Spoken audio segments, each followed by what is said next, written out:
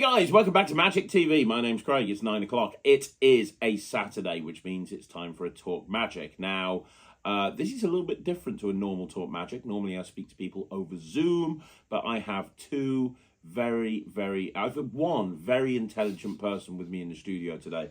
No, I have two. Andrew. I have two very intelligent people with me in the studio today. First of all, I have literally the man that is like Q to more magicians than I know, like the genius that is Drew Perry. And then I have the king of choreography. Is that a thing? Does that work? I call you that. Matt Clewley, you obviously all know Matt. And if you haven't seen Drew's Talk Magic interview, you should do. And obviously, if you've watched this channel, you'll know that he released officially, according to Magic TV, the best trick of Blackpool Magic Convention 2024. Which is still yet to come out. Yeah. Which is wonderful. But there's a reason that all three of us are sitting here in this room doing this interview. And the reason, very simply, is because one of the questions that we get asked over and over again, like more than any other question, is how do you develop an act? How do you put an act together? And what goes into developing an act? And specifically, a lot of people want to know how to develop a stage act. That might be because they want to transition from close-up to stage. It might be that they're wanting to do some sort of stage competition. Enter Britain's Got Talent. I don't know. It can be one of a million things, right? But that's the question that comes up again and again. And so this video, this Talk Magic, is going to be me interviewing Drew and Matt about the process we went through with Ryland, because for those of you that maybe haven't been watching every single episode that we put out, at Blackpool 2024, Ryland was in the Family Entertainer of the Year competition, and we developed an act. Over the course of it, all three of us, we kind of got together and we developed an act for Ryland called the Harry Potter Act, which, like, unanimously everybody absolutely loved. And Ryland has since gone on to make that his signature piece.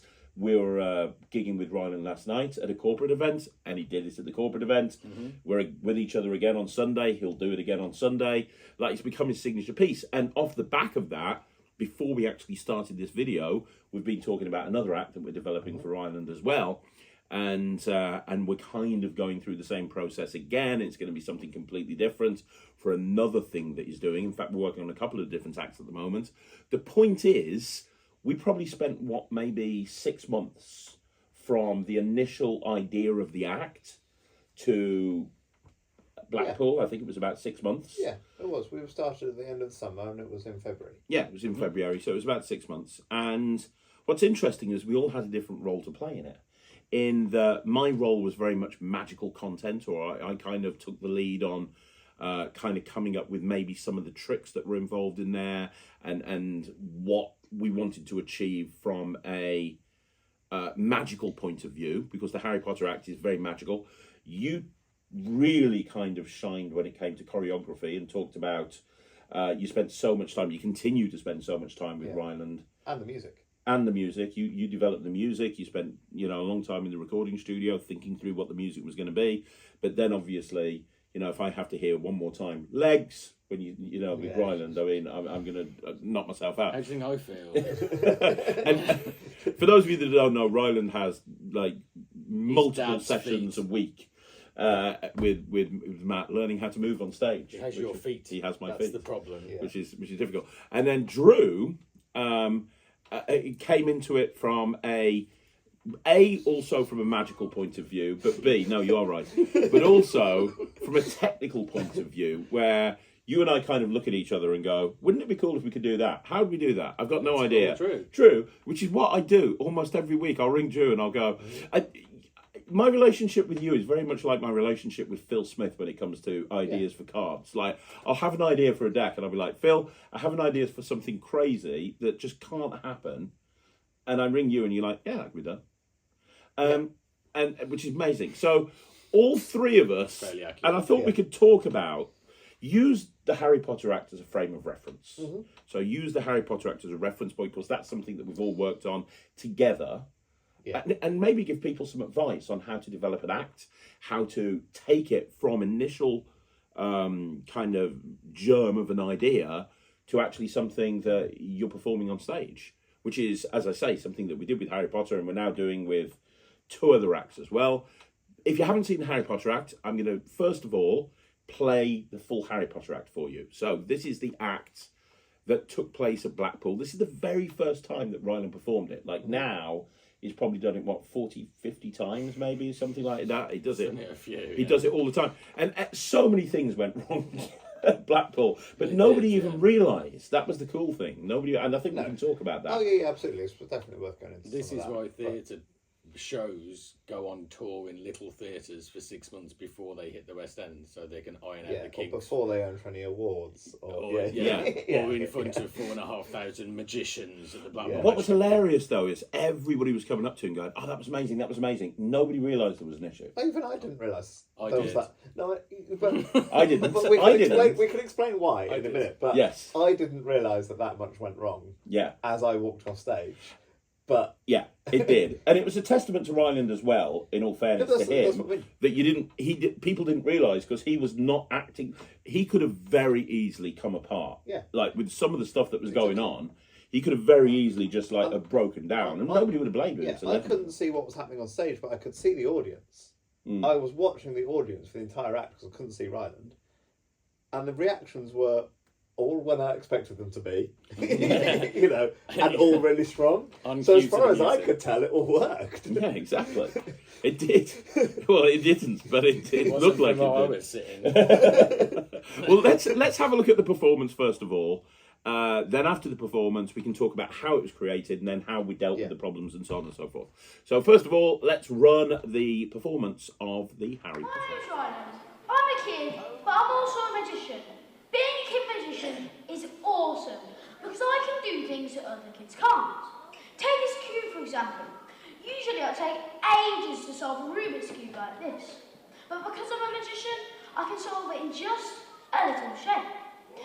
Now if I wanted to, I could solve it without even touching it because I can solve it in mid-air.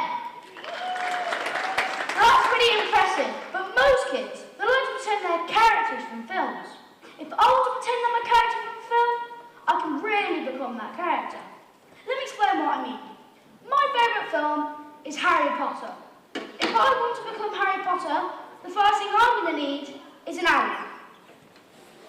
That'll do nicely. Now the next thing I need is my book and my broomstick. I've got my book and I've got my broomstick. Now as well as my book and my broomstick, obviously, what do I need to look like him?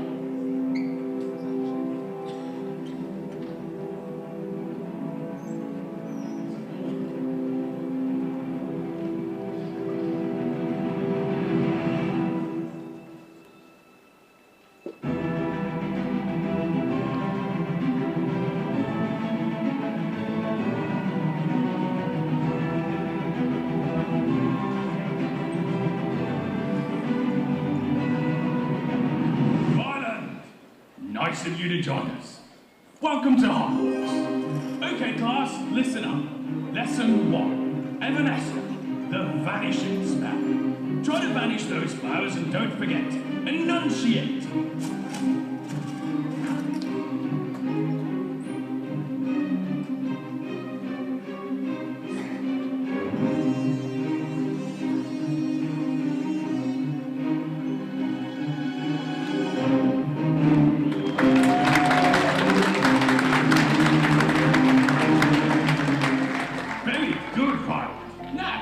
Lesson 2. The manipulation of light. Use the spell Lumos and illuminate.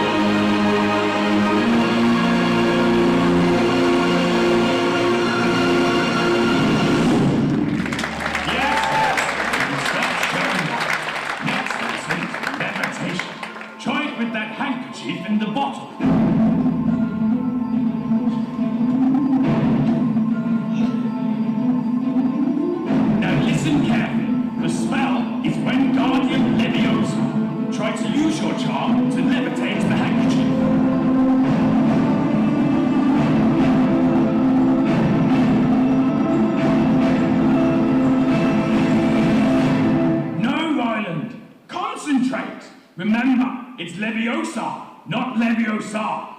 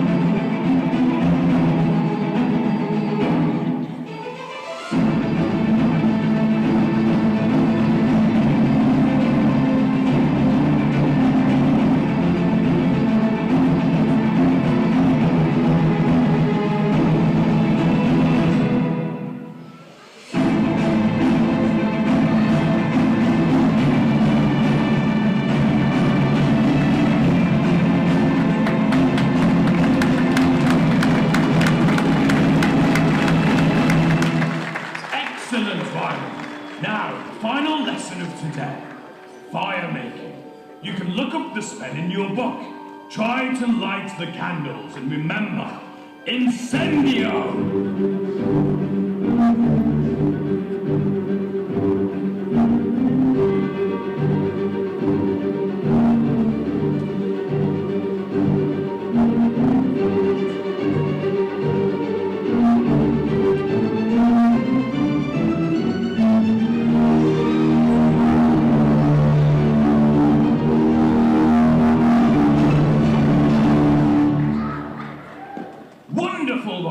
Excellent work. Now put everything you've learned together.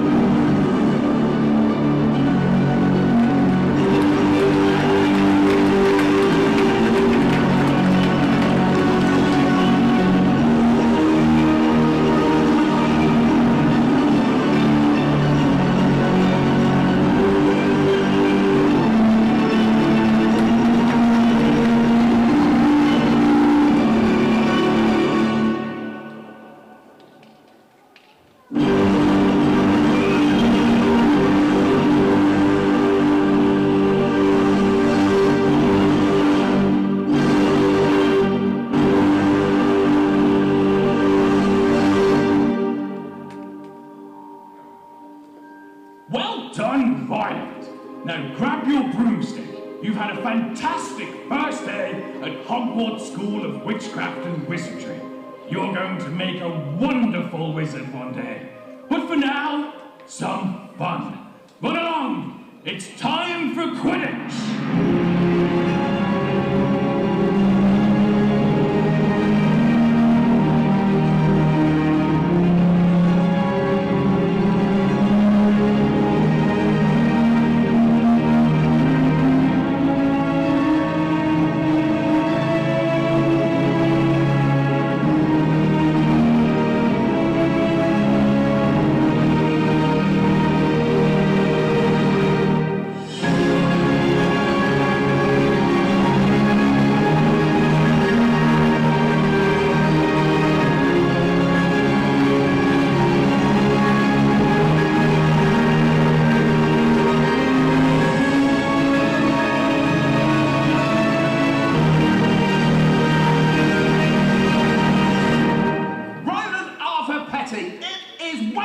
Bedtime, get to bed and put your lights out!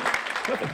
So, right, I'm going to really kind of get you guys involved here. So, people that are watching this, they want to develop a stage act.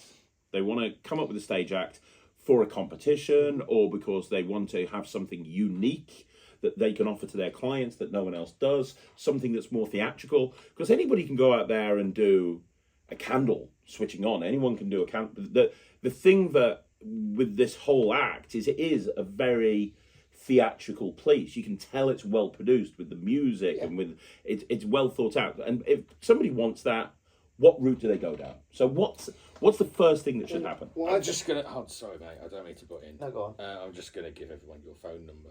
No, That's really end of video. No, you can't do That's it, that. basically. I mean, actually, just Google my name and my number does come up. I think the two things that we did right early on. Mm-hmm. So, which is either because we were all experienced enough that that's what we did naturally, but I don't think we really thought about it or talked about it at the time. But we started with two elements. You started with, this is roughly what I want the story to be. The first time we talked about it, you didn't mention a single effect. No. It was, this is roughly the story that's in my head. Yeah. And what I think the story arc should be and how it might work. Mm-hmm. And then we started talking about what the cornerstone effects would be. Yes. Not the detail, not the bits along the way, but wouldn't it be cool if it opened with a costume change or quick change? Mm-hmm. Wouldn't it be cool if we had the Pagani floating Hank, dancing Hank? Yeah. And wouldn't it be cool if we had the dancing Kane, Yes. but turned it into a nimbus? Yes.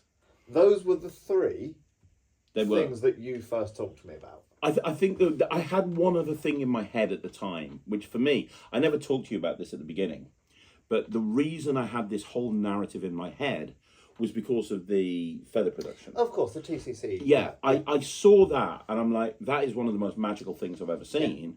Yeah. You could almost build an act around that. And so I had in my head the Harry Potter act because of that because of that production. Yeah. But I never really talked about that because in my head that was something that had to happen. Yeah, but it's also that to me is not a key pillar of the story. No, it's not. That's just a utility and a tool that would tie the whole act together. To me, the what shows your experience is that your starting point wasn't the effects. No. It wasn't which tricks does Ryland already know that would work for this. Yeah. It was, what is the right story that would be interesting, entertaining, engaging with a good hook. Now what effects should be in there. Yeah. And squeezing as much magic in there as possible. And broad, and with, none of it's samey. No, it's very eclectic. It's incredibly broad range of types of magic and different levels of entertainingness. Yes. Like, you know what I mean? Like, some of it is like, because some of it is very like magical, ethereal, beautiful bits of magic. Mm-hmm. Some of it is quick change. Yes. And that's totally different again, and it's all engaging in a different way. But it's fine to have that as long as there's a story to tie it together. Absolutely, the story comes first. Absolutely, and that is the most important thing. Like, the story had to come first, and then when I was like actually coming up with the magical content, because to be honest, that was my role in it, and then that's it, and then it was handed over to you guys. When I was coming up with them, I was just making lists of effect, not tricks. I didn't have methods. No. Originally, the hanky flying around the place wasn't a hanky. It was a feather, and you're the one that said, we did it with a feather, and you were the one that was like, you can't really see the feather very well. But I didn't have a method for that feather flying around. No. Didn't have a method at all. I knew that I wanted to, of course, originally, my idea was he produces the feather, then he floats it, which didn't happen. The feather ended up turning into something else and turning into something else and turning into, and the whole floating thing happened a little bit later on. So I think the first thing from my point of view is don't bog yourself down with method. Yeah, just think about what would be really cool that fits into this act. Okay. And you were the one very early on, and both of you were kind of saying, well, we could base it around spells in Harry Potter. And that was not my idea, I'm sure of that. And it was like, right, okay, well, what are the spells that are really iconic? Okay, well, Incendio. Okay, that would be something with fire. Transfiguratio. Okay, that would be something changing one thing into another. We kind of shoehorned Accio in there because the feather production, there was no, it's not really Accio, but it flies over people's heads. But I see what you did there. Thank you.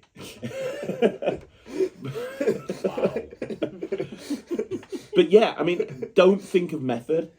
Just make a list of stuff that fits. And you're right, we put a lot of magic in there.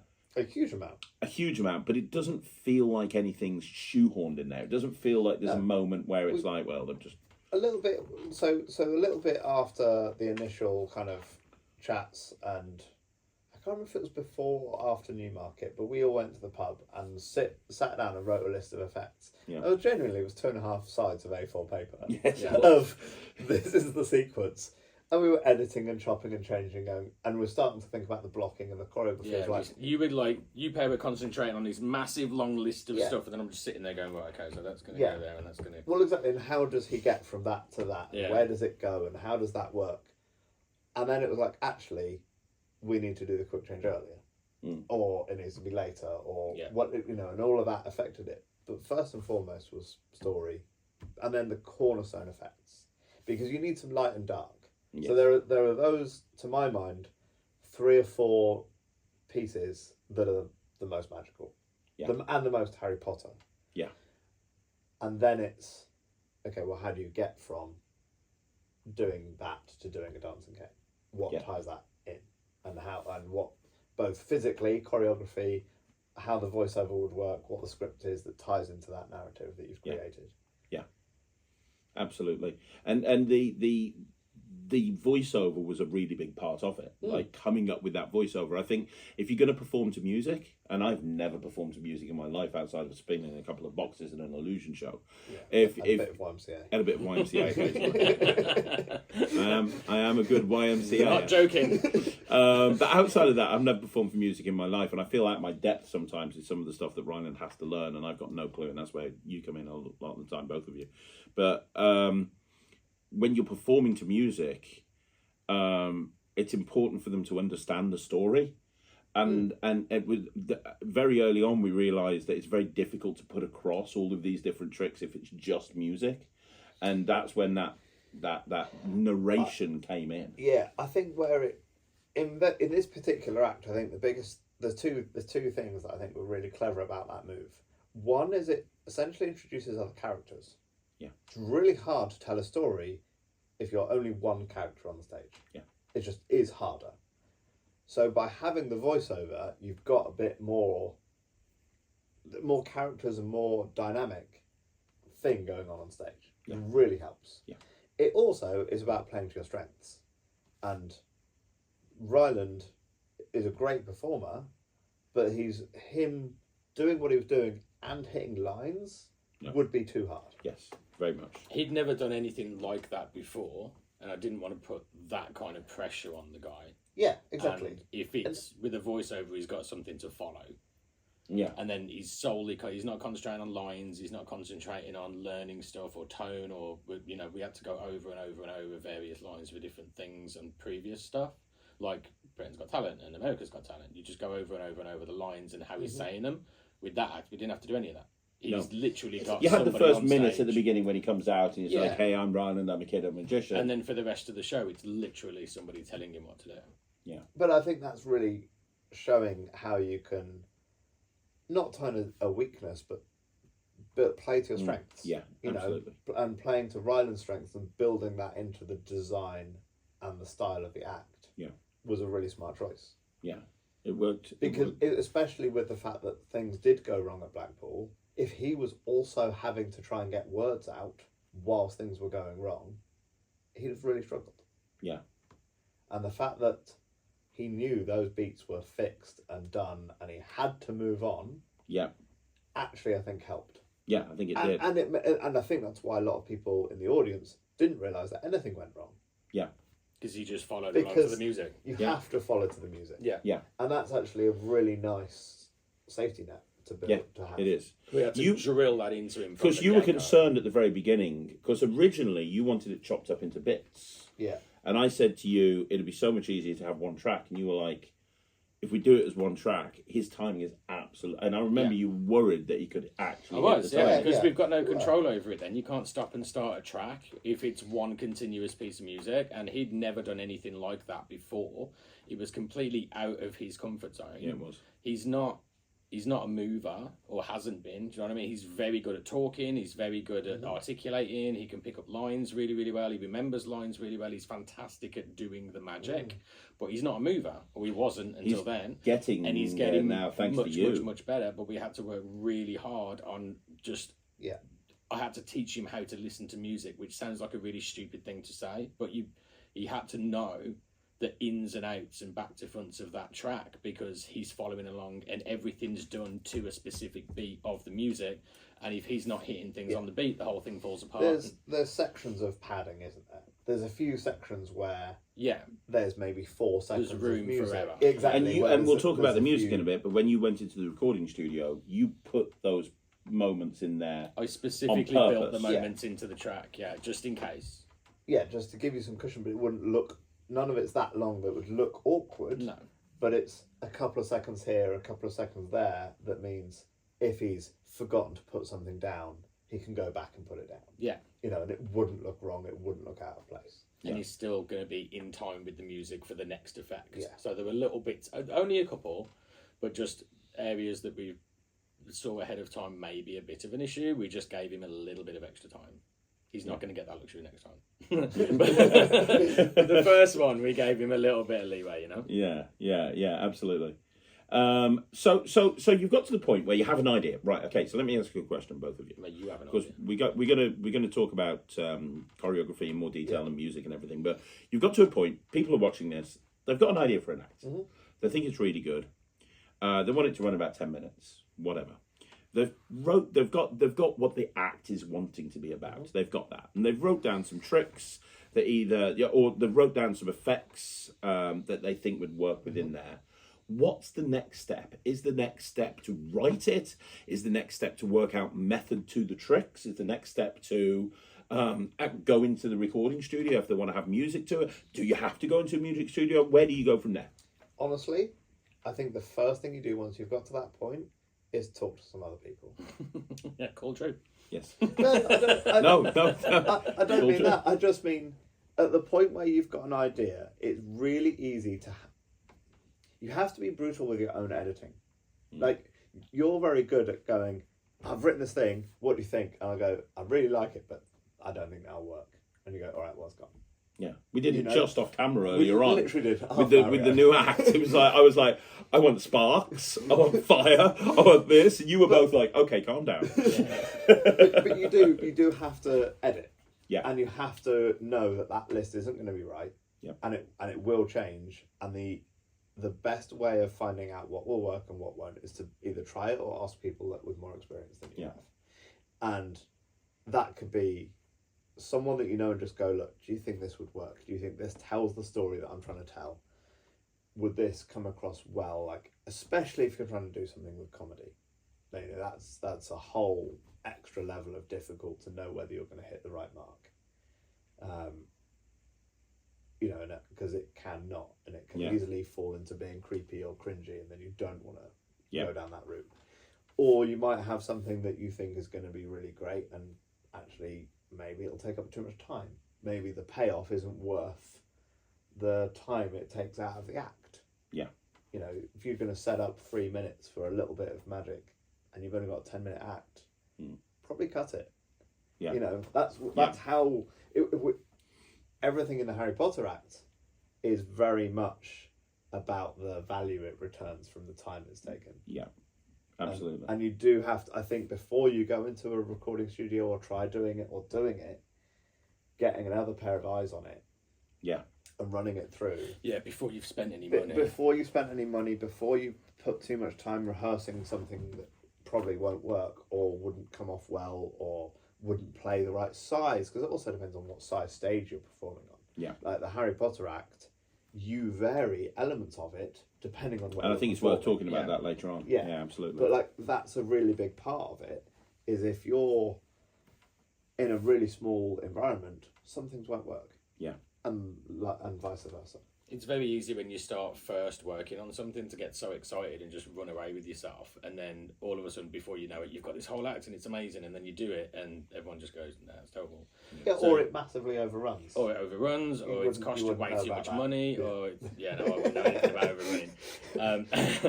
But like, it's better to just from the get-go, when you've got your base ideas down and you've got a really, really rough skeleton of what you want to happen, to then just go and speak to other people and, you know, rein yourself in, because it's really easy to get snow blindness when you get excited about it. It is. I think that has to be the first step.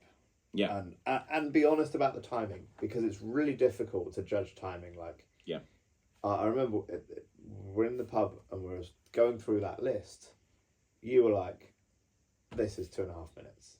And we were both like, I don't. Yeah, no. Yeah. Definitely not. Yeah. Or you know, whatever that might be. Yeah. Turns out you were right. It was 2.5 minutes. You know, but it is. Yeah. You do have to be careful about that. Yeah. Any seasoned performer knows this bit of my act takes 6 minutes. Yeah. You know, and it's to within 30 seconds. You know how long any piece of magic should take. Yeah. Right. So you've got to build up that knowledge, and you can rehearse bits. So Ryland, for the Harry Potter act, rehearsed sections of the Harry Potter act at Newmarket. Yes, he did. Yes. And he didn't even use the music because we didn't have music. We just put some Harry Potter music on, and he was rehearsing various different parts. Exactly. Like the TCC section with the wand and the feather production was rehearsed, and you were recording it and therefore watching it back and going, okay, that actually took less time than I thought, or that bit took more time than we thought. That was the first bit that came together, the sequence with the lights Yeah. into the feather production, not even the bit afterwards, because we were still, up until Newmarket and thereafter as well, we were still thinking we were going to float the feather. Yeah. And I remember you spending, and this is where you come in, you were spending so much time on that light sequence, because the first time Ryland did it, he was just standing there doing this. Yeah. And he shut down on you when you told him that he had to learn to dance, didn't he? Well, that was a mistake on my part. So I told him that, you know, if he was going to do an act to music and there was no no talking, then he was going to have to learn how to dance, which is effectively what you do, which is what we needed to do. But he's a fucking 10, 11-year-old kid, how old he was at the time. And then he's just like, I don't want to dance, and then just shut down. And I was like, yeah, okay, that was a mistake. So I left it. I think he was 9 at the time. Was he 9 at the time? Yeah, because it was before Newmarket. Before Newmarket. And it was his 10th birthday at Newmarket, so he was 9. Yeah. So I went, okay, fine, I'll learn from that. And then left it a couple of days, came back, and then went, okay, I've had a change of plan. Don't have to teach you how to dance. I'm not going to put any dancing in it at all. But what I am going to have to do is teach you how to move like a superhero. And he went, oh, okay. Yeah. So then dancing was just teaching him how to move like a superhero. And he started to really enjoy that, didn't he? Yeah, because he felt like he was moving like a superhero. And it wasn't dancing. But it's effectively exactly the same as what I would have taught him if he was dancing. I just called it something different. But yeah, it's moving on stage is completely different to moving anywhere else on planet Earth. Oh, completely. Especially on a stage like Blackpool, because that stage is massive. And he was tiny. And so you can't underestimate the time it takes to walk from one place to another and put a thing down. We tried to plot it out, didn't we, in your warehouse? Yeah. Tried to plot out the size of the stage. And that blocking matters. That's where proper theatrical stagecraft and a bit of knowledge of blocking really does play into an act like that. Proper big theatre acts spend days and weeks blocking just to make sure everybody's in the right place at the right time, and it's like and taking theatre steps, because if you walk normally on a stage, it will take ages. You have to take bigger steps and strides. Yeah. But yeah, he was teaching him all of that stuff, which he nailed in the end. Like at Blackpool, he looked great on the stage. He looked like he knew what he was doing. He looked like he was supposed to look on a large stage. But that's all down to you. It's not all down to me. Like Drew helped, and like, do you know what I mean? No, but in terms of how he moved on that stage, absolutely. At no point did it look like he didn't know what he was doing next. No, he did. That was the thing that I was most proud of with him. Even though like there was mistakes that he covered and stuff, which is experience. You have to have the experience, and he's been going on stages for years and years and years. But he walked out onto that stage as if he was fully comfortable, and that was where he lived. And from every area to every area, he just was like. And for anybody who's never walked onto a stage the size of the Winter Gardens and performed in front of thousands of magicians, I would never do that. I would never do that. If they offered me a chance to perform on the gala show, which they never would, I would never do that in a million years. Not in a million years. Good for you. Not a chance. I definitely would. Not a chance in hell. I would sell them one of your legs for the opportunity to perform on that stage. Not a chance. But okay, so yeah, you made a really good point, Drew, which is practicing it in sections. In fact, when he got that first TCC section, we still hadn't figured out how the rest of it was going to come together. We still hadn't worked out everything. Because that's what I was saying about the cornerstones. You know, that is one of the pillars, right? Yeah. So work that out, prove that concept, see what how an audience reacts. And that audience at Newmarket is partly magicians, but also partly lay people. Yeah. So you can gauge people's reactions and go, actually, they didn't like that bit, but they really liked the feather, you know, or whatever. And you rehearse that section. Yeah. And go, right, that's good. Now let's build on it. Let's try this other cornerstone section, whatever that may be. Yeah, absolutely. And then, at least, look, this is how we did things with this act. That's exactly the process we went through. But because we were running to a time scale, it had to be ready by Blackpool. Mm-hmm. We went into the recording studio before we even worked out how half of the act was done. Yeah. We didn't have I remember that whole levitation system with the Dream, which is the Sean Begonia Dream levitation system. Yeah. Like, we hadn't even had. We knew that by that point, when you went into the recording studio, we knew we were going to use the Dream levitation system, but it hadn't arrived. I'd never seen weak. one. I'd never used. You were asking me questions like, "What can this handkerchief do?" I'm like, Yeah. "I don't know." It's just, You had no idea what it actually did. No, but it almost... You did, though. You had, like... No, but I think that's actually why I think it works so well, is you do it the other way around. You make the magic fit the music. Yeah. Yeah, So yeah. you did the music first. We're like, right, what should it sound like if it was I just the imagined... right music with the right moments, with some clear beats? Yeah. I imagined him on stage and the actions that I wanted him to take. And we Yeah. had a rough idea at that point about what we could do with this thing. So I was like, what's going to look good on stage from a performance point of view? Mm-hmm. And then we'll just make the magic... We follow the magic for the rest of this act. Everything's based... For this bit, the magic's going to follow us. Exactly. And you were in the recording studio like for about 18 hours or something, a ridiculous amount of time. And two things I'd love you to talk about that experience. But two things: one, all the music was royalty free because we knew we wanted to be able to do this anywhere, and we didn't want to use the Harry Potter music. If you actually look at the act, there's nothing anywhere ever that actually is. It doesn't mention Harry Potter or anything like that. It mentions the names of the spells, but that's it. There's no the music, nothing.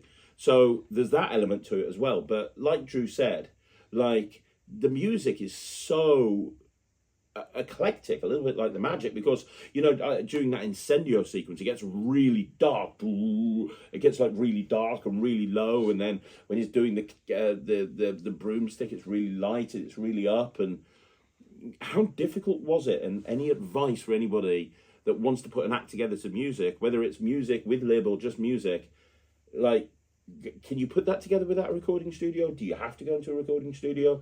What's the best thing to do? How did you put that together? How did you put that music together? You can put it together without a recording studio. You don't need to go. The reason that we went to the recording studio to do it is because of the software that they got, and I'm not very good at mastering, basically. We needed a master copy to perform in the theatre, that kind of size. Anybody can do it with any kind of software at home.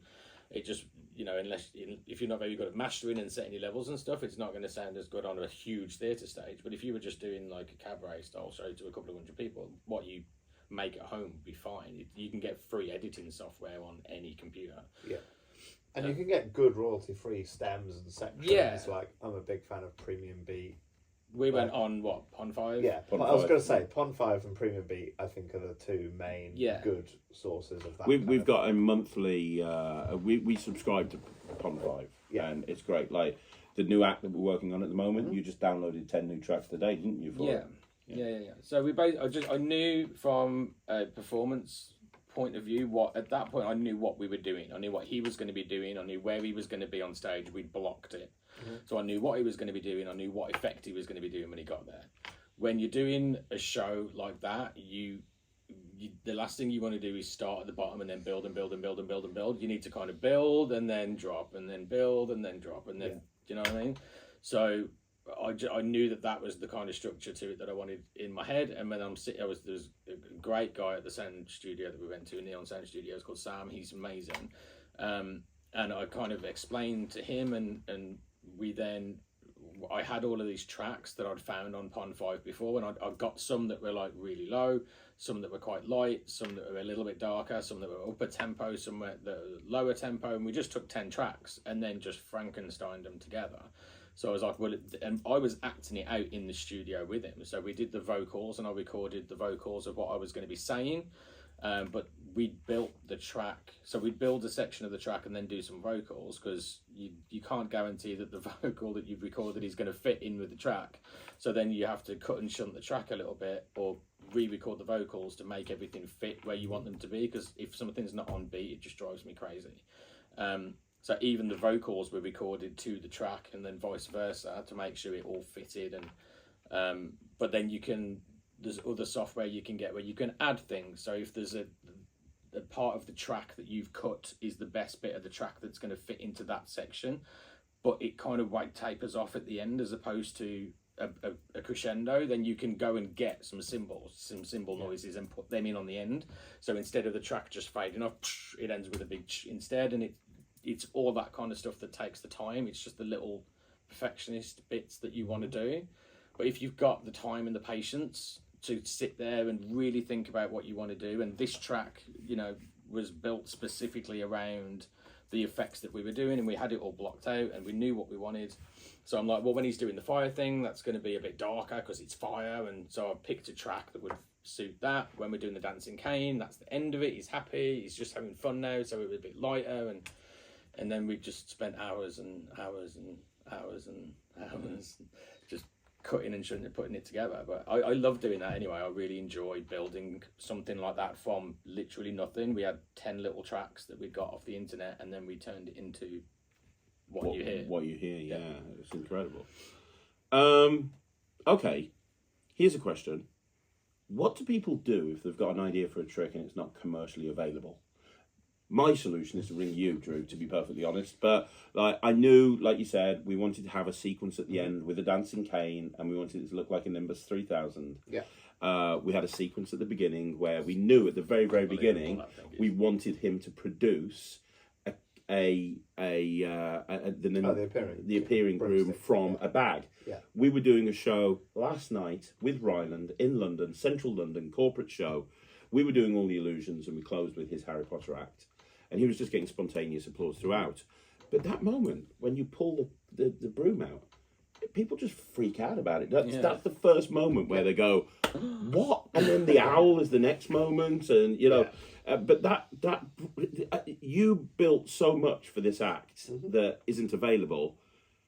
Can you talk about that and what people should do if they've got an idea for something and it's not about... You can't just Google Nimbus 3000. I'm lucky I'm Nimbus friends with you. Dancing cane. Both of those brooms are incredible. Yeah, I mean, you can and you can't, right? I didn't start from scratch.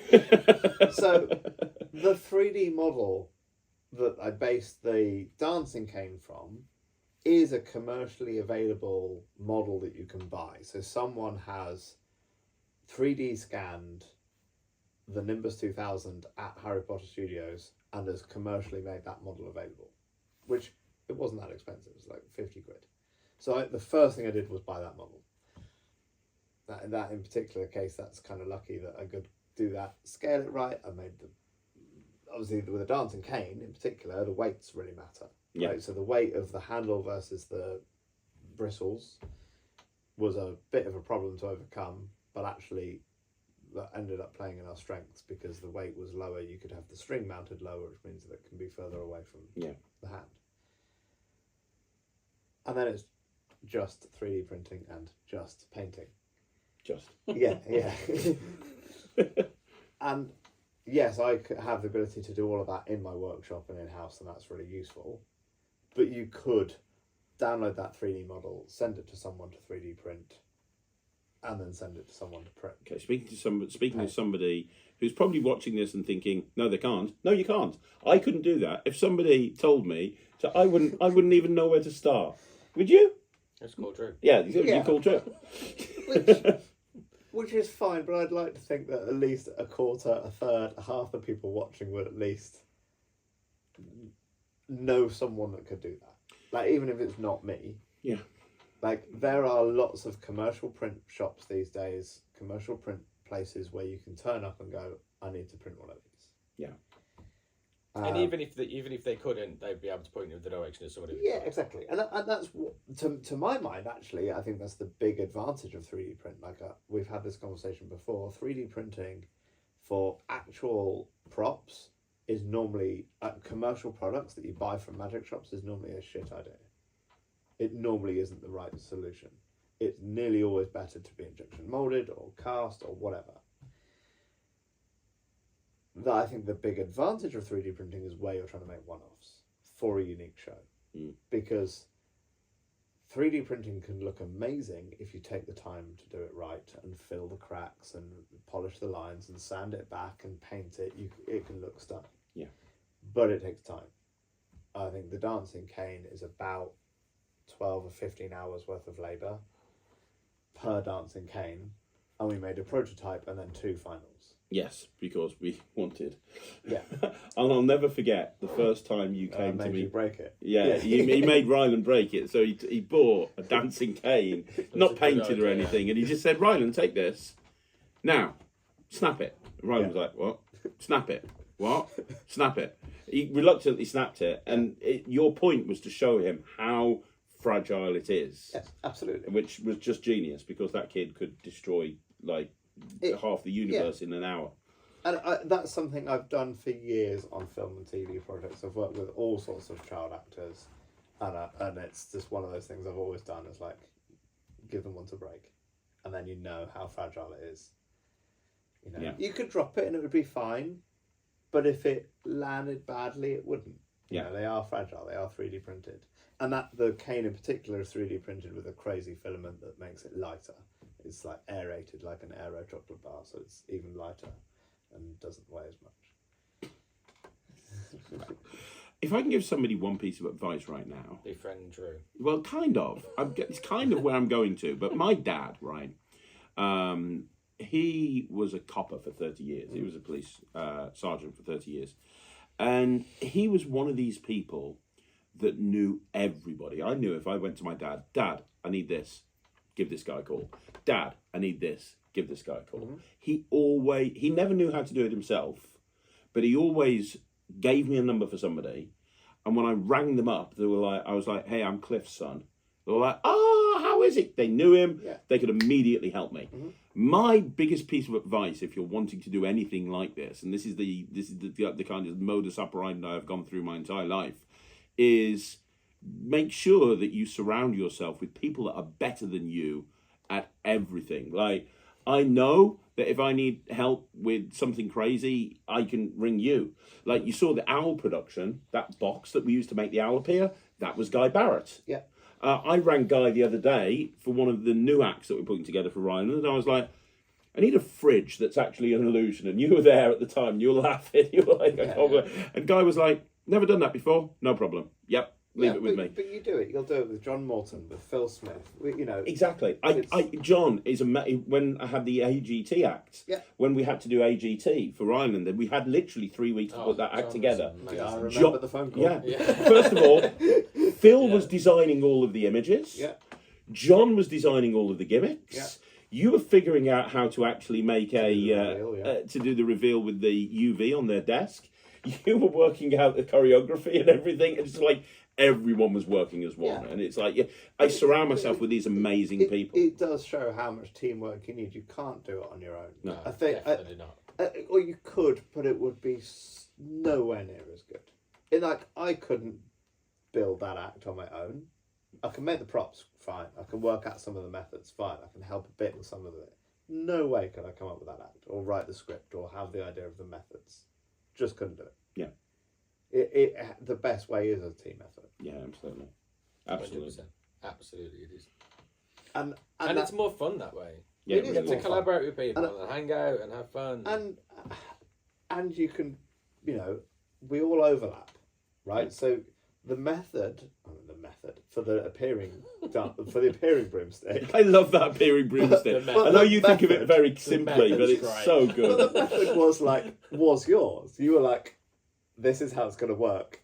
Can you work out the details? Like, I didn't come up with that method. No. Like, obviously, any magicians watching know how that works. but there's a huge overlap both ways. In the same way that you've just taken me through the thing with the fridge, and it's like I change this, change that. Yeah. Have you thought about this perspective? Yeah. And most of the time, you've already thought about it. But just the conversation with other people helps a huge amount. One of the hard parts with that appearing cane, by the way, that appearing broom, was finding what to appear it out of. Absolutely. Because it has to be something that fits into the act. Yeah. And at the same time, it has to be, you couldn't pull it out of a paper bag. That wouldn't make any sense. I think one of the reasons it's at the start of the act really is because that act was initially built for Blackpool. Yeah. That's not going to fool anyone in the audience of Blackpool. No. So, but it is a really nice thing that's just, as you were saying, it builds you up to that first big effect. It's a transition. It's a transition, and that light and dark. And so we knew it was going to be a nice moment for Blackpool that went down well. People like it because it's a nice visual. And it's a really nice visual. It's continued to go down well. Everybody does it. And but it's a warm up. It's the same. It's the same. The new act that we went through off camera earlier on. You laughed when I showed you the script, and you've got the bowling ball production out of the briefcase. You were like, I could see that coming a mile off. But it's the same thing. It's there at the very beginning. Exactly. No one's going to be fooled by a bowling ball production out of a briefcase, but it's a nice moment. Yes, exactly. It's a nice moment, and it's a nice build up, and you need that. You have to have light and dark, and you have to give your audience time to breathe and laugh and relax and get back into it. You can't just be throwing in massive effects every 10 seconds. It just wouldn't be entertaining. Everything would just blend into one, and it just confuses the crap out of everybody. Next question, before we talk about what actually happened on the actual day. For people watching this, and I'm hoping this is giving you value, this is what I want this Talk Magic to be about. They've kind of, maybe they've got a recording studio, maybe they've just built it themselves, maybe they've just got some music that's perfect, they've got the effects, they've got the narrative, they've got the story, and this process can take months. We were under time pressure because we had until February, so we were working... Yeah, we asked Russ, they weren't prepared to move Blackpool for us. No, it's very, very annoying, really. But we were under time pressure, but this process can take a year, whatever. I mean, it can take a very long time. Where do you rehearse it? I mean, we were lucky enough because we had to, especially with the handkerchief flying over the heads of the audience, which you two were like kids at Christmas with that thing. I've not ever been allowed to touch the remote control for that hanky thing. They don't. No. You don't trust yourself to touch it. No. You ought to see this remote control. It looks like something out of James Bond. It's not like a little thing. It's massive. It is. It's huge. I don't touch it. I don't go anywhere near it. The first time that we set that up, we literally just spent about 4 hours in your warehouse, and you guys were a little bit like kids getting a remote control car for the first time. Yeah, to the point that the batteries ran out, and you went running off to get 4 USB chargers so you could just carry on playing with it. But then obviously we then built that in, and then we brought Ryland into your... Yeah, we were very lucky that we had your warehouse. Like, what would the people do about that? I mean... Well, I think it's probably fair to say that if you're going to start out and you're going to start out with a stage act, you're not aiming for a stage the size of Blackpool. No. It's unlikely. So, and there are parts of that show that we rehearsed in your lounge. Yes. Do you know what I mean? Individually. And in here, and downstairs, and on the car park. And exactly. Else. You don't have to do a full dress rehearsal at scale beforehand. One thing I'll just mention while that's in my head, actually, you made me think of something. 90% of the rehearsals that Ryland did, he didn't have any props. Sure. He was in his living room, and he was practicing the choreography, acting out the tricks. Yeah, absolutely. But and it's the same with the superhero thing that you've been working on him. Every night he spends an hour rehearsing without the props. For that kind of act, when it's done to music, that's a really important part of it. Absolutely. I mean, when I came here, whenever it was, gave you the first dancing cane broomstick. I think 2 nights later you sent me a picture of Ryland having done his homework in his pyjamas, giving it a go. Yeah. Do you know what I mean? You don't have to rehearse the whole thing in situ, blocked and everything. And if you're starting out, don't aim for a stage the size of Blackpool. It is hard. You know, that is hard. That relies on the fact that between us, we're probably at 40 plus years of theatre experience, you know, that we're pulling on. Yeah. To put that together. Yeah. So if you've got not that much experience, start with a smaller show. Yeah. You know, and there are loads around. There are some great cabaret shows popping up all over the country. We're a big fan of Curious Cabaret. In Nottingham. Curious Cabaret is great. And it's a nice small stage with a nice amount of people. And Chris, who runs that, will often welcome newbies. Yeah. And it's run very well, and it's very professional. He'll treat you right. But there's a few of those. There is a few. There's a few of those around. Well, Russ Brown at the House of Secrets will be more than happy to have you come in. Exactly, and there's a few of those opportunities. You just have to look for them and ask. At Bristol, you know, every week, Mark Bennett at Smoke and Mirrors does a work in progress where he just basically him and Daniel Chard will help people put their act together. Exactly. So I think those opportunities you have to leverage, but they're all smaller stages. But that's fine if you're prototyping, if you're testing sections, you know, if you're finding out what works. My workshop had just taken on another 50,000 square foot warehouse whilst this was going on. So we happened to have an enormous empty warehouse. Yeah, I just walked in and went, oh. With nothing in it. I remember we were rehearsing in this. Couldn't have timed it any better. No, exactly. I remember rehearsing in this completely empty warehouse, and you guys were just flying a handkerchief around. Yeah. And one of your colleagues just walked in, and they were just like, yeah, well, they're used to it. But it was fortunate timing. We had a massive warehouse because the Hank system, we plotted out, we guessed the size of the Blackpool Theatre. So we put the left and right wings at 18 metres apart, and we put the one on the circle front at 28 metres away.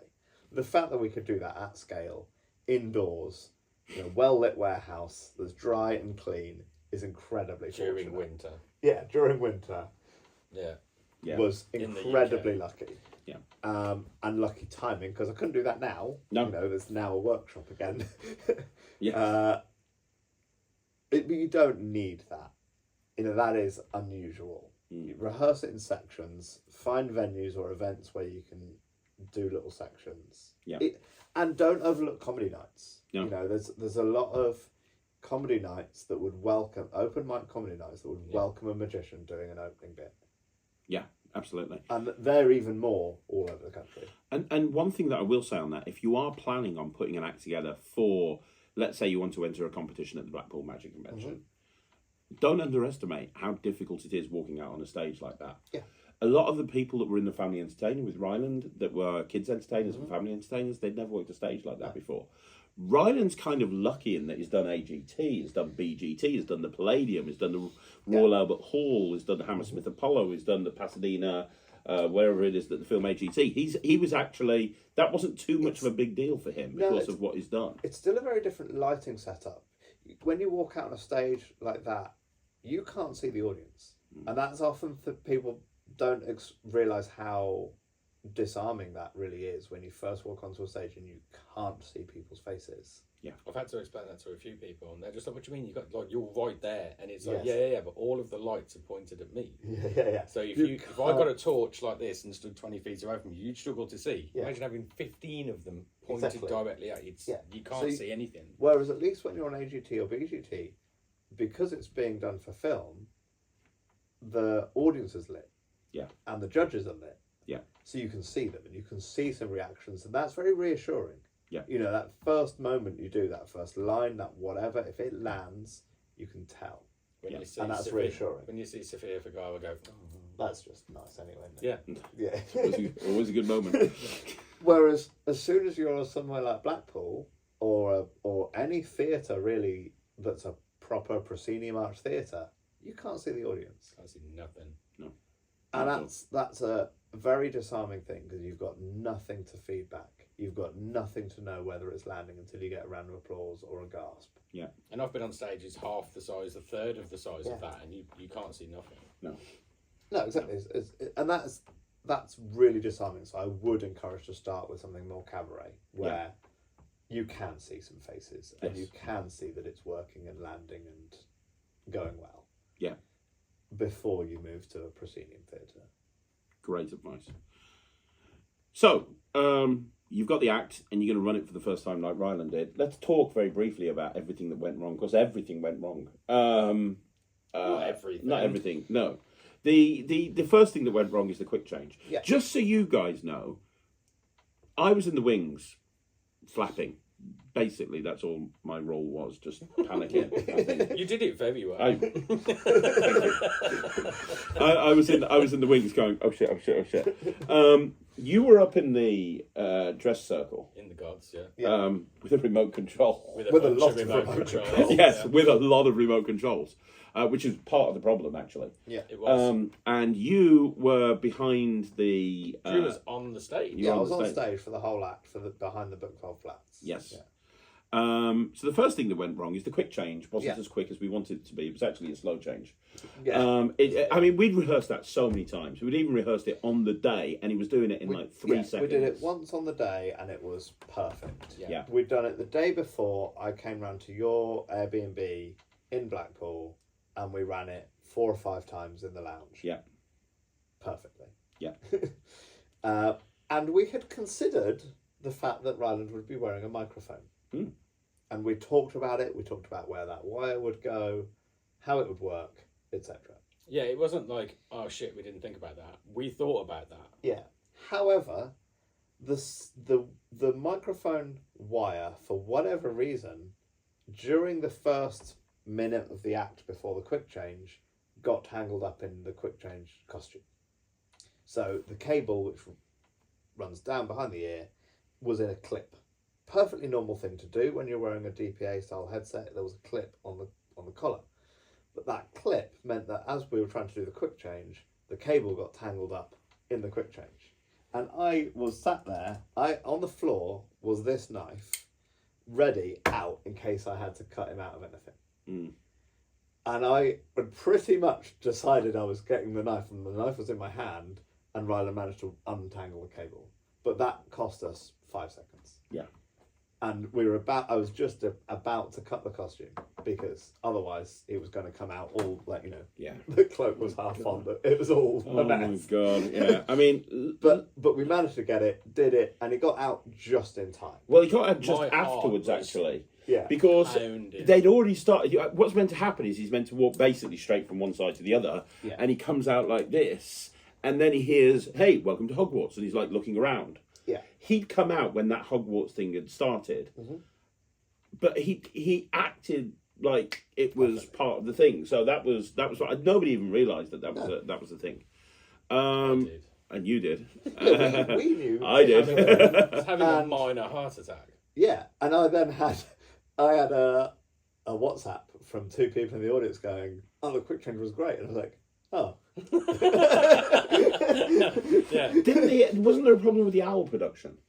There was a slight problem. with the output. And again, that was. We've done that about 150. Well, he did that on BGT. That's what he Yeah, used yeah. on Britain's Got Talent to make the cubes turn into the piece of Lego. He does that all the time. Like, what had happened is we'd set the props, we'd check the props, and there's a catch that stops the lid from opening, and we always uncatch it so that he hasn't got to do it, right? Somebody, not blaming anyone, I mean, we'd checked so many times, but somebody had locked it. Yeah. And Ryland didn't look. He's got a million things going through his head. So when he lifted it, the whole thing came up. Yeah. Well, again, you can't necessarily see that while you're performing. No. You are being blinded by lights. Yeah. But you can't necessarily see that. But again, I don't think people realised. It just looked like it opened a box and there's an owl there. And you just put the cubes meant to turn into the owl. He just dropped the cubes and went, owl, move on. Yeah. I think this comes from experience of being on stage a lot. Like it's absolutely. 100%. It's like knowing that he has to carry on, and it's. But in the first 2 minutes, the owl and then the quick change, just completely bad. Well, exactly. They didn't go to plan, but they also worked at the same time. Yes. Do you know what I mean? Like, Yeah. it did work. Yes. He came out. He produced an owl. Yes, it wasn't really that magical, but he produced an owl. Yeah. And the quick change was fairly fast. It just wasn't quick. It was certainly wasn't as quick as it was in rehearsals. Yes. Yeah. The problem with both of those things is, yeah, we know that the audience still enjoyed it and it was good. But now Ryland's in this headspace where stuff's gone wrong. And it's happened in the first minute of the act. Absolutely. Yeah. This Two is things, literally- two big things gone wrong in the first and this minute is of the at act. the start of the audio now. So this is, a minute and a half in. Two things have gone wrong. And so that's now in his headspace. Yeah. Now, at that point, he pulled it all back in terms of the light sequence, the feather, the change of the feather into the cane, the handkerchief, And I think that's a testament to the structure of the routine, because that little section is probably, up to that point, was the most rehearsed section. Yes. Because that dates all the way back to October. Yes. And Because that was one of the only things we could do, because when we first started doing it, we didn't have any of the props. yeah. So when that he I was could going do to without. shows, you have to understand Ryland gigs a lot, doesn't he? When we were going to shows, he was doing that whole little sequence over and over and over again. But then we got to, and the handkerchief bit, which is the bit that you were stressing about, worked really well. It worked. I don't remember there being a problem. There was a problem. What was the problem? It got stuck on the way over to stage right. I don't even remember that. Yeah, it got stuck on the way to stage right. You can see it. I lifted it up, brought it back, went to go stage right. It got stuck, so I went. But that was part of the choreography, which again was really impressed with Ryland, because he didn't just follow the choreography. He altered what he was doing to follow the hanky, which is what he was supposed to be doing. But he went halfway stage right, got stuck. I moved it back a little bit, went to go again. It wasn't going, so then I moved it all the way to the stage left, and he just followed it. And again, people wouldn't have really noticed, I don't think. But it got stuck. I didn't even realise. Okay. Wow. Okay. It was hard to spot. If you didn't know, you wouldn't know. Yeah. It's another one of those where the audience wouldn't have known that wasn't what was meant to happen. If you were sitting because within... Ryland performed it so well. Yeah. Yeah. If you were sitting within 3 feet of where I was sitting, you knew something went wrong. Because I was swearing profusely at that little black box. But it worked. Yeah. Like, the effect was really powerful. Yeah. It hit the musical beats that it had to hit. Well, this was the problem as well, because it was done to the music. So then when it didn't go all the way across, it's not only Ryland's offbeat with the music, I'm out of time with the music as well. So then I had to try and bring it back in time with the music, which I just about did, and then he just carried on as normal. I can't imagine what he was thinking at that point. It's worth touching on the fact that beforehand, when we were in my warehouse and we were rehearsing that, there was a big debate between the three of us as to whether or not that should be pre-programmed or operated live. And I wanted it to be pre-programmed. Yeah. We said that's a silly idea. I'm wrong. I'm wrong. To the point that when he did the Magic Circle Young Magicians competition, we made the decision not to use the hanky because the only way we could do it was pre-programmed, and we knew that we didn't want to go down that route. Well, what happened during the show was exactly why we told you that it shouldn't have been pre-programmed. But it shows, like, you do need that level of not self-control, but reliance in the people around you and how to do it, because there's lots of solo performers that I can think of that wouldn't want assistance. Any kind of effect that relies on an assistant off stage doing something, a lot of magicians shy away from. Yeah. And want it to be automated and bulletproof. But that doesn't give you the flexibility when something else goes wrong. When anything can happen because it's a live performance. And with that, Hank, one of the motors could have caught, tangled, whatever. That didn't happen. They just are different strengths, and the weight is different, and the air movement in the room affects it. Yeah. And you've got to have the ability And to it's a get big over stage those. for it to be on as well. And especially throwing it out into the audience over we there. rehearsed that as much as we possibly could with the time that we had on the stage. And the rehearsals beforehand, we were like, okay, what do we do if it gets stuck here? What do we do? Yeah. If it does this, how do we release it? If you do A, B, and C at the same time, Yeah, bounce it down, flick it bounce up, it down, get you can get it back, and it's those kind of like things that we So did instead of think about. holding a controller like you would hold a controller, I was like that. I had an individual finger for each button. Yeah, exactly. So that I could, if I needed to. And That's that just hilarious. comes with practice and rehearsals. Yeah, and being getting prepared. the feel. There's also a speed control knob. Yeah, And yeah. that's- That so was you- those two. Exactly. So you Just and you're having to ride that based on what's happening, and you can't pre-program that. And it's stressful. You're telling me. Ryland did the Wessex Magic Convention after Blackpool, Mm-hmm. and he did the Harry Potter act, and you weren't there. Neither one of you guys were available, and I wasn't touching that remote control to save my life. So Nemeth came Nemeth along did to it, do it. Yeah. I spent, half a day teaching them how to do it. I'll never forget Nemeth. I've never seen him. So, Nemeth's normally kind of together with That's stuff. really rough. I've never seen him so stressed. Halfway through, he spent the entire day rehearsing and setting it up in the warehouse. And halfway through, in front of everybody in rehearsals, he just went, "Ryland, learn a fucking card trick." Yeah. Yeah. But It's not an easy thing to do. No, but it goes to show that was the right call to make, because you then managed to bring it back and hit those music Yeah, points. yeah. Just. Yeah, but if it wasn't, we would have been. If that had screwed. been pre-programmed, it'd have been a game over. Yeah. Yeah. And then we had the candle debacle. Yeah. We did have the candle bottom. So what's meant to happen, and we're going to play the Wessex footage so you can see this, but what's meant to happen is you're meant to have the first candle come on, which it did, but not in time. Then the second candle's meant to come on, which it did. Then the firebook's meant to go off, which it did. And then the candles are meant to go out, which they didn't. And we'll explain what happened in a second. So the first candle's meant to go on. You're frantically pressing it and nothing's happening, but eventually it went on. The second one went on. The firebook went on. The candles are meant to go off. They didn't. So Ryland did the right thing, which is he went in and blew. He knew they had to come back on later, so he blew the candles out, which is another example of him thinking on his feet. We'd never even discussed that. No. He just saw that they weren't going off. Yeah. He's like, right, there's a problem, so he blew them out. Then what's meant to happen is he's meant to vanish the other candle, which he did, perfect. And what was meant to happen in the original version of this, which has changed, and we can talk about that, is meant to make the first candle go back on, make the second candle go back on, and then the third candle's meant to just appear out of nowhere. Yeah. None of that worked.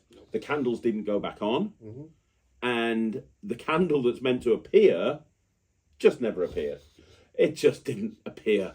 No. We think it's because of how far back. Yeah. We tested it from those distances, from exactly where I was sat. Everything was exactly the same as what it was in rehearsals, other than the fact that from the point of rehearsal to the point of the show, they happened to wheel in 4,500 people that have all got electrical devices and things that can tamper with signals. And we hadn't, that's our mistake, my mistake. I hold my hands up, it was my mistake. It was my bad. I should have factored that in. I didn't.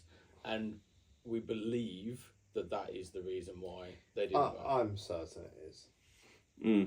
So, but again, we should have realised, but again, Ryland didn't skip a beat on that. Like he didn't act like, oh fuck, the candle hasn't appeared. Oh, these candles haven't gone on. Again, nobody even realised the candle was meant to reappear. No, and people that know, like John Morton, later that day, I had a chat with him, and he had no idea what was meant to happen. No. It was like, it looked like there was a bit of something, but that it was fine. Yeah. And if someone as experienced as that is not picking up on what should have happened, it's kind of okay. Yeah. And it just shows, like, in the headspace he was already in of having had some stuff to him go wrong, to then manage it and blow out those candles thinking that, 2 minutes later they're coming back on, that's incredible professionalism. Yeah. Yeah. I don't think I would have thought through that. And everything else pretty much went okay. Small issue with the dancing cane because of his cloak, but that wasn't really, he covered that. When he came off stage, I've never seen Ryland upset. He doesn't get upset about anything, does he? He's like very hard at it. He's been on stage so much. And he was just like really kind of upset because from his point of view, it must, and I can understand, he was like, that was shit. He actually came off and went, well, that was shit. And he felt terrible. And I was watching for the wings. I knew the candles had gone wrong. I didn't know half of the stuff had gone wrong, and I'm like, dude, that was amazing. Look at the audience. He's like, no, it wasn't. It was shit. I know. The curtain came down, and the second I could leave the flats, I came round. I was like, "You rock star!" Like that was amazing because I could see glimpses of him through the crack in the flats, but all I could really see was the audience and the reaction, and they loved it.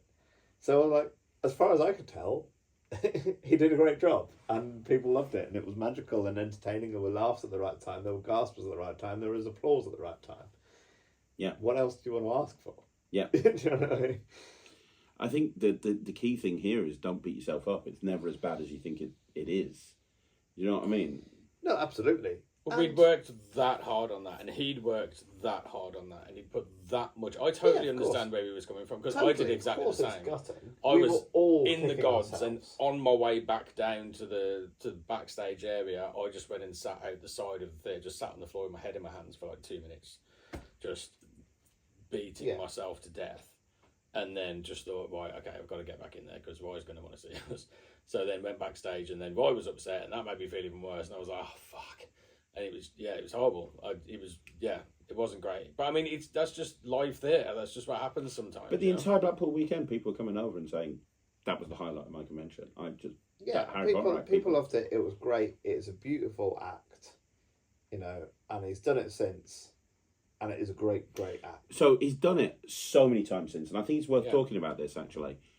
The next time he did it was literally a week later at a corporate that he was going to with us. Mm-hmm. Do you remember the one in the big marquee? Yeah. And we went in going, right, okay, we'll do the Harry Potter act again. How much of a nightmare did we have with that hanky system? Because, the guy walked through it 3 times, I was ready to knock him out. Yeah, but he didn't know it was there, and it's invisible. So you can't have a go at somebody for just walking. No. He was a photographer at a corporate event. Those guys go anywhere they want to go and where they go to get the best shot. You can't be like, don't stand there. There's invisible. It's like he's like, huh? But we learned from that if he's going to want to carry on doing the Harry Potter acts, you have to kind of adapt it and change it. Now we've got 4 versions of that act. Mm-hmm. We realised if he's doing it outside, first of all, the hanky version is only for theatres, really, or where we're completely in control of the environment. Exactly. You need control over the light. I think Russ said one thing that has really stuck with me after that act. It was like, there's 2 types of invisible threads. Ones you can see and ones that break. Which I really like. Right? Yeah. Should get that on a fucking t-shirt. And he's absolutely right. Yeah. Right? Because of unless you have complete control over the lighting, and obviously there's competitions, there's only so much time to plot the lighting and so on. If you have complete control, you can make it work so that those threads are invisible. But if there is a light shining on them, you will catch glimpses of thread. Mm-hmm. And you have to either accept that or not. And not use it. Absolutely. So you're completely right that if it's not going to work, don't put it in the act. So it only goes in places where we've got full control over the theatre and we can have as much time as we need to set it up properly. We added, instead of the Wingardium, instead of the hanky, we replaced it with the Haunted Balloon, which was brilliant. It's brilliant, isn't it? It's fantastic. We did it last night just with the Haunted Balloon, which is the floaty up, floaty down, floaty up. And we had to go back into the recording studio. We created 4 different versions of this act. Sam is no longer a big fan of mine. No, I can understand why. We created a version that doesn't involve the dancing cane because we realised that there's certain places that's not going to work, and also outside. So we created a version. We got a Britannia. The biggest Britannia you've ever seen. It's ridiculous. It's a 50 bloom. It's a bush, and he, we have a version where it's like, well, rather than the dancing cane, it's like, well, that's the end of the day. But for extra credit, would you like to bring the flowers back and make them 20 times bigger? Use the magic word in Gorgio, and he brings them back. And that's, to be honest, that's the version that we do more often, isn't it? Because it's the easiest one to take to corporate and smaller venues. Because you're less reliant on the lighting and the situation. There's no lighting issues. Exactly. There's no staging issues. There's no invisible thread.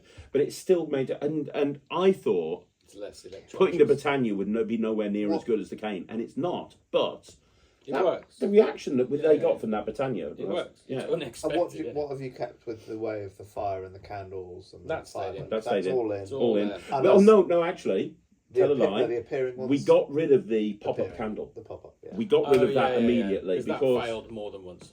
yeah, that failed pretty much every time. Well, even in rehearsals. In that was a rehearsals, bit- it was temperamental, touch and yeah. go. it was a- Yeah. It's just very fiddly to set up, isn't it? But we didn't That's- replace it with anything. No, it You didn't. choreographed a sequence where he makes the first candle go back on. Mhm. He makes the second candle, and those blaze candles by Prodigy are amazing. He makes the candles go back on. Then he brings the lights back, and he does this thing with the lights that you choreographed, didn't you? And We just had to, it's just And that's a space really filler nice. because we couldn't alter the track, so it was just Yeah. a space filler. So, but yeah, it works. It's beautiful. He does it really, really well. And it's nice to have different versions that you can go, okay, you're outside here, you're doing this. Okay, Oh, you're in a absolutely. theatre now, you're doing this. Right, the lighting's great for this, you're doing this. And having those different, constantly working on something. If you, you know, if you create an act that you're hoping is going to be a signature thing for you, and that's what Harry Potter's become for Ryland. It's like a lot of people, he's had bookings specifically saying, are you the kid that do the Harry? Yeah. You make it work in every environment, you know, you've got to. But yeah, it has been changed and adapted quite a lot.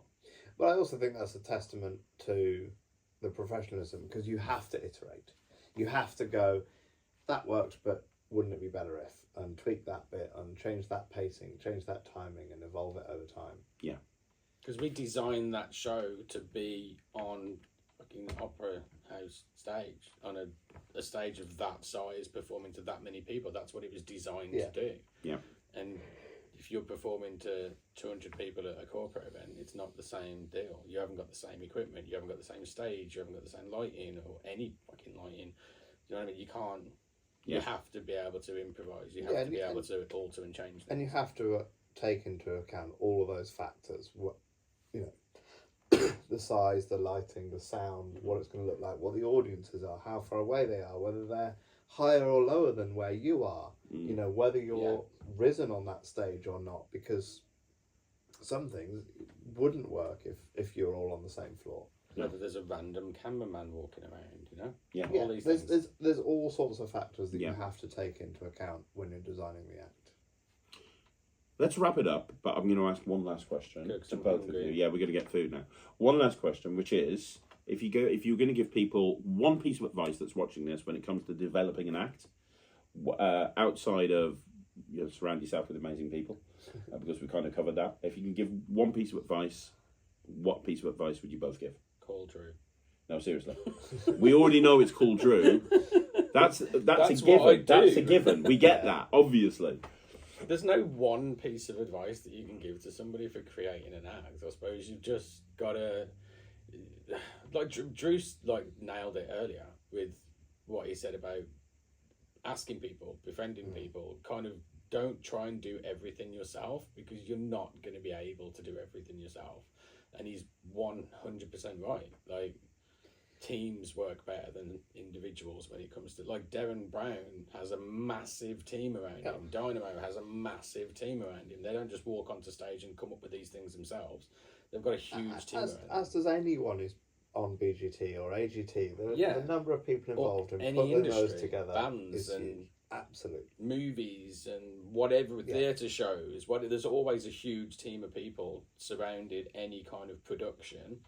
You don't do everything on your own. Although, and I entirely agree, but I'd also say don't be afraid to try doing something that you don't know how to do. So, with regards sounds good advice. with regards to 3D printing a prop, we live in a world and an age where learning something is free and easy. You can exactly, right? I didn't go to school to learn how to 3D print. I've learned it all myself. Yet now I can print all sorts in all sorts of materials, all sorts of ways, all sorts of sizes. But I started by learning on YouTube.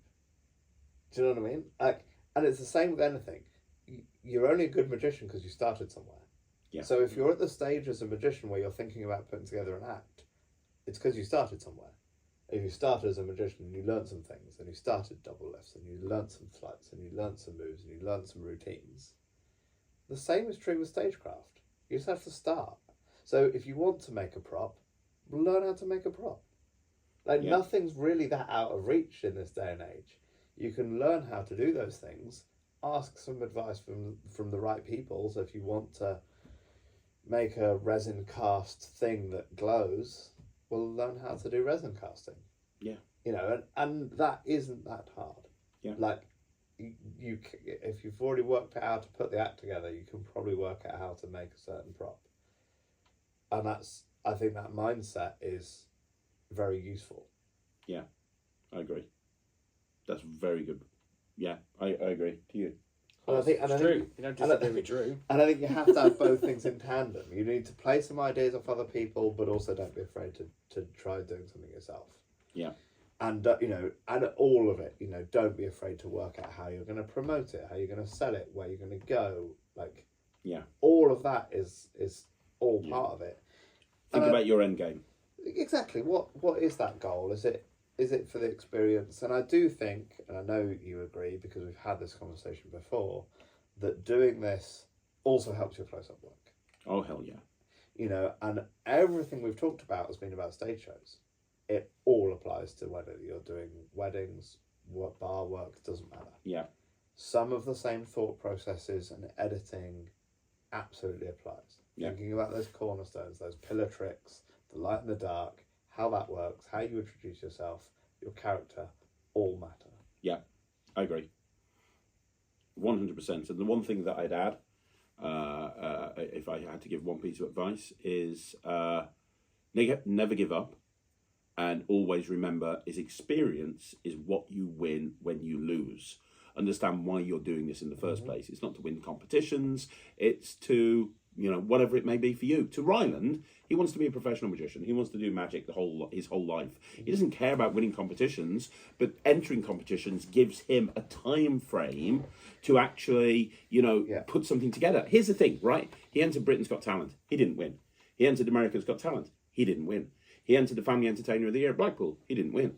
He entered the Young Magician of the Year. He didn't win. But every single time he's done that, he's got better, and he's got better, he's got better. And now he's planning 3 other things that he's entering at the moment. And he's rehearsing to go on tour with Killian O'Connor, where he's doing the Harry Potter act. Yeah. Like, he becomes he's so experienced. Like, if you've only ever seen Ryland on Instagram or Facebook, you should see him as a show. Such a different performer. Yeah. He really is totally different. Character and just hilarious as well. Yeah. Like, in the social media stuff, you don't appreciate how funny Ryland is. Yeah.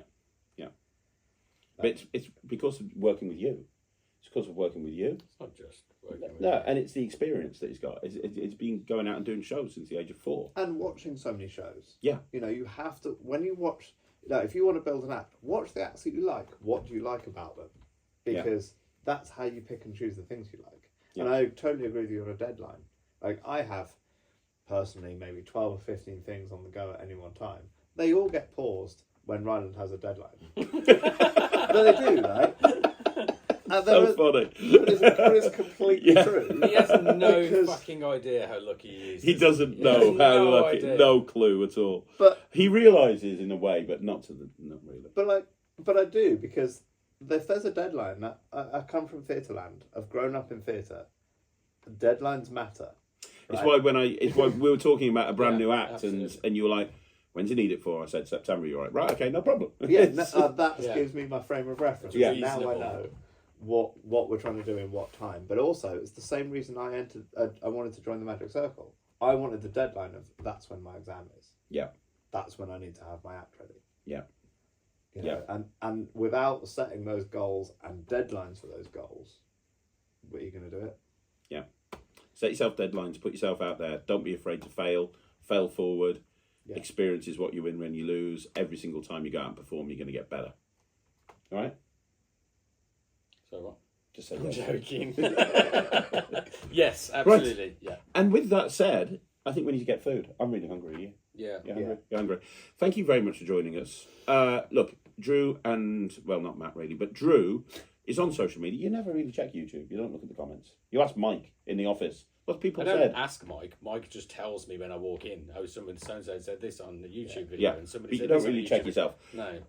Matt, No, I will. yeah, Matt and Drew. Matt will get told the comments. Drew will actually read the comments, and I'll make sure that Matt answers, or Mike answers on behalf of Matt. Michael might Drew will answer. I'll answer. If you've got any questions about this subject, let us know in the comments down below. And I hope the video is useful. Very different to a normal Talk Magic.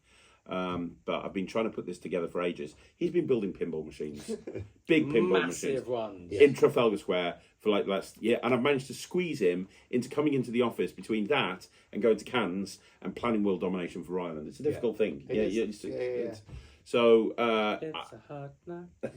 but I'm so glad I got these two together. Thank you very much for watching. Let us know what you think in the comments down below, and if you're thinking about putting together an act, just fucking do it. We'll see you again soon. Thanks for watching. I'm Craig. This is Drew, the legend that is Matt Clewley. Magic TV. I'll see you again soon. I'm a kid, but I'm also a magician. Now, being a kid magician is awesome, because I can do things that other kids can't. Take this Rubik's Cube, for example. Usually, it'll take ages to solve a Rubik's Cube like this. But because I'm a magician, I can solve it in just a little shape. In fact, if I wanted to, I could solve it without even touching it, because it can solve itself in mid-air. That's pretty cool. Now, most kids would like to pretend they're characters from films. But you see, if I want to pretend I'm a character from a film, all I've got to do is put a scarf on. You see, this is my favourite character. All I've got to do is put a scarf on, like this. Okay? And then tighten it up. So I'm going to put a scarf on, and then once I put a scarf on, like that, that scarf's a bit long. Anyway, right. So once I've got a scarf on, I'm guessing you can guess what I am now. But anyway, once I put a scarf on, the second part is put the cloak on. Now once I put the cloak on, I'm guessing you can probably figure out by this point who I am. Okay? Like that. And like that. There we go. So I've got the cloak and I've got the scarf on. Now for any of you who haven't seen the films, this is a character called Harry Potter. And he's a young wizard, basically. But you see, if I want to become Harry Potter, there's a couple of things I need.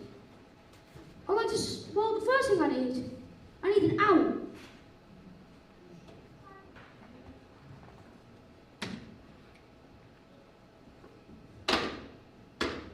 That'll do nicely. Now the next thing I need my book and my broomstick. I've got my book.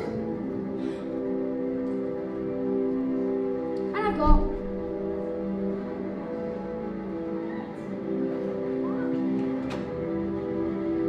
my broomstick.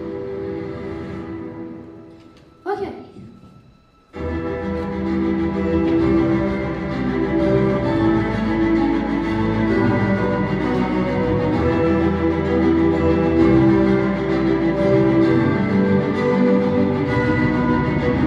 Ryland, nice of you to join us.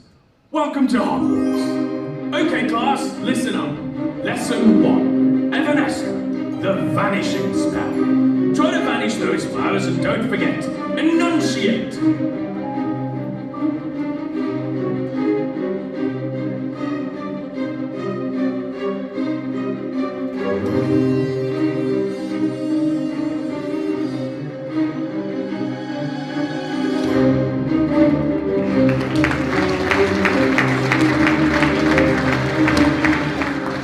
Very good, Ryland. Now, for lesson 2, the manipulation of light. Use the spell Lumos and illuminate.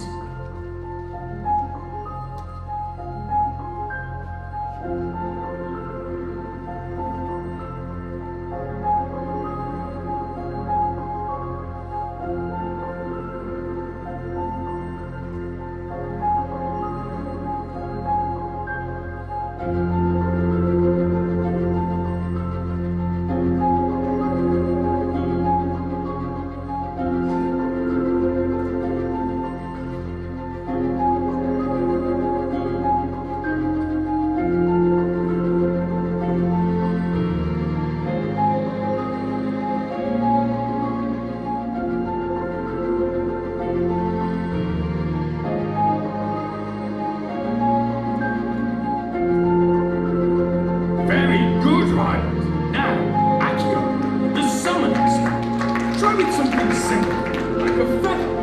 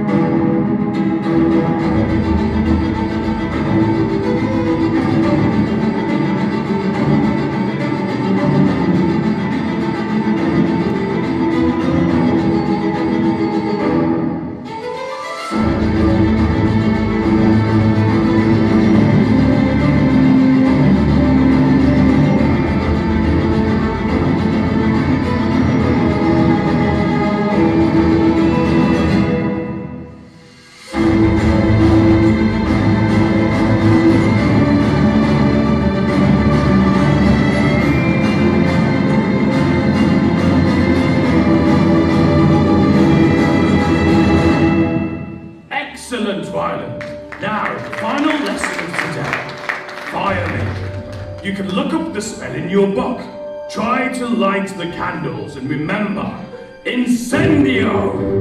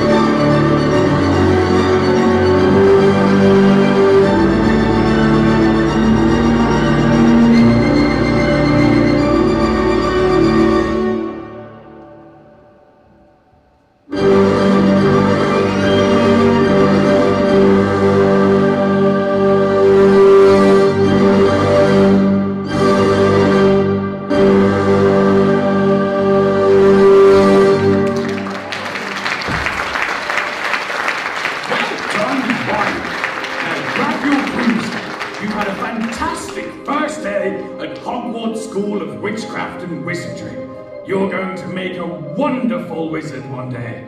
But for now, some fun. Run along! It's time for Quidditch!